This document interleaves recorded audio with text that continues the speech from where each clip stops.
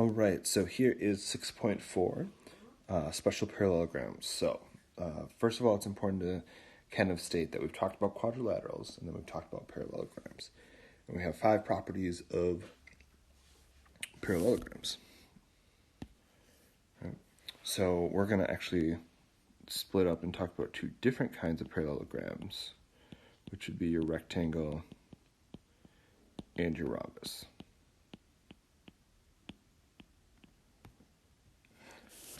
We do have to prove, first of all, that a rectangle is going to be a parallelogram and a rhombus is going to be a parallelogram. And so we can do that by taking a look here. We know that rectangle has opposite sides that are congruent, right? If I look at my picture here, I can see that those sides are both 5 and that these are both 3. And same thing with a rhombus. We can see that the top and bottom have a slope of up 1 over 4, so 1/4. And the 2 sides have a slope of up 4 over 1, so 4. So we have opposite sides parallel. Now we have some additional properties that are true based on if it's a rectangle or rhombus. So the first thing we're going to take a look at here is what is a rectangle. So first of all, we know it's a parallelogram, so it inherits all 5 properties of a parallelogram. But it has 2 additional ones as well. And we know that the diagonals are going to be congruent, but we also know, this is what we know most about rectangles. You all knew this before coming to this class, is that all rectangles have right angles. So therefore, all the angles are going to be congruent. We also know with a rhombus that it is a parallelogram. So it inherits those 5 extra properties that are true of a parallelogram.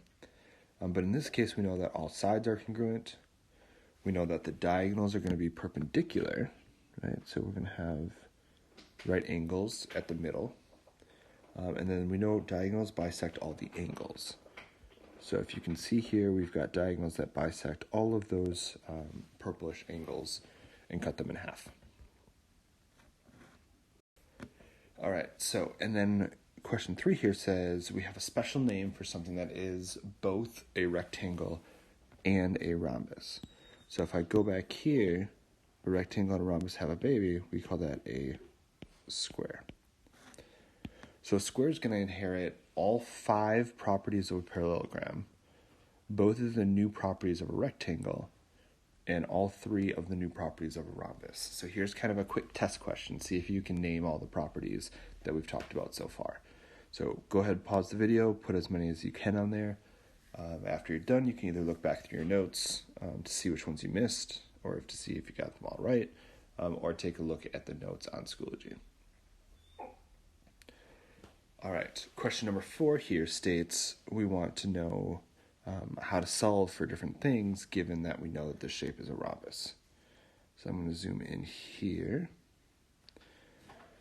So the first question is xy, and xy is one of the sides here.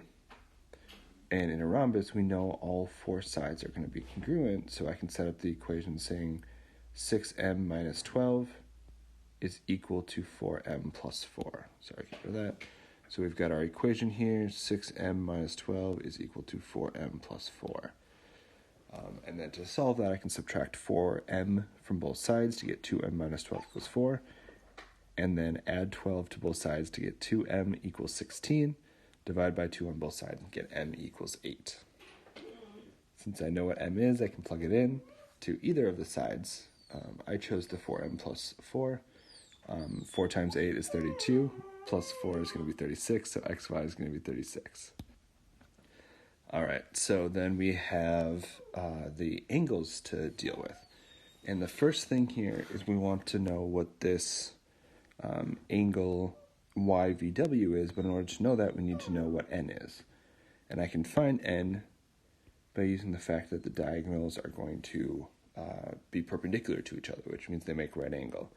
So therefore, 3n squared minus 0.75 has to equal 90. And I can solve by 90, or solve for n, by going through the steps there, right? So I add 0.75 to both sides, and I divide by 3, and then I square root n squared to get just what n is, and I find out that n is 5.5. Once again, feel free to pause the video at any time to make sure that you guys have this written down as well. So I figured out what n is, and now I can plug it in to find out what ZVW is right here. And we get 53.5 for that. But remember, that's only half the angle that we're trying to look for. We're looking for YVW, which is this entire angle here. But it's important to know that diagonals are going to bisect each angle. So I found half of it. So in order to find the whole angle, I want to multiply this by 2. And I'll get 107 degrees. All right, so since I did that, my next question is VYX, which is going to be this big angle right here. And because a rhombus is also a parallelogram, I know that adjacent angles are supplementary. So I just have to subtract 180 and 107 to get 73 degrees for that one. And last but not least, I wanted to find out what half of it was, because remember, diagonals bisect the angles. So if I'm looking for XYZ, I can just divide 73 by 2 to get 36.5 degrees. So there was a lot of math in that problem. And the math might not have been the most difficult, right? We did a lot of times 2 and divided by 2. But the hard part is really knowing your properties to know that there's a right angle in the middle, to know that the diagonals are going to bisect each angle. So you do just have to multiply by 2 or divide by 2 with that one. So and this last question is a pretty long one as well. All right, so question 5. First thing we're going to do here is plot those vertices, JKLM, and we got to determine the most specific name for this quadrilateral. So basically what we got to do is we have to see first, is it a parallelogram? Then, if it's a parallelogram, is it a rectangle, is it a rhombus? And if it's both of those, then it means that it's also a square. And if it's not both of those, then it's just going to be what it is. So the first thing I'm going to do is I'm going to prove this is a parallelogram by saying that the opposite sides are going to be parallel. So I find my slope of JK and LM and find out that those are both 2 over 1 or 2. And then I find my slope of JM and KL. And that's going to be down 2 over 4. So my slope there is going to be -1/2 for both of those. So therefore, those two sides are going to be parallel as well. Remember, the 3 dots in a triangle mean therefore, right? So if slopes are equal, therefore the sides are parallel. So then I can write my sentence, since opposite sides are parallel, JKLM is a parallelogram. We know that. But we still don't know if that's the most specific name or not. So now we have to take a look to see if it's a rectangle or a rhombus. We can see first by checking if it's going to be a rectangle. That means all of the angles have to be right angles. So I can see if JK is going to be perpendicular to JM. Because if they are perpendicular, then that means that they make right angles. All right, and so here we go. We are able to see that the slope of JK is going to be 2 over 1. The slope of JM is going to be -1/2, so they are opposite reciprocals, meaning 2 over 1 is the reciprocal of 1 over 2, right? We just flip it. And this one's positive, this one's negative, so they are opposite. So therefore, angle J is a right angle, and JKLM is a rectangle. Because remember that if this is a right angle, 90 degrees, angle K is supplementary. So then angle K is a right angle, this is supplementary, so right angle, right angle.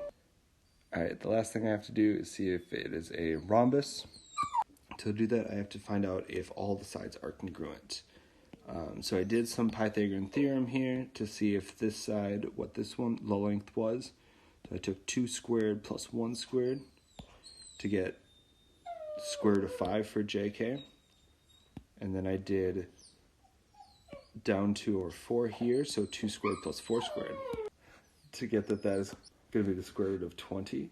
And since those two numbers are not the same, I know that it is not a rhombus. So JK is not congruent to JM, so therefore JKLM is not a rhombus. And since it's not a rhombus, the most specific name for JKLM is a rectangle. All right, there is 6.4.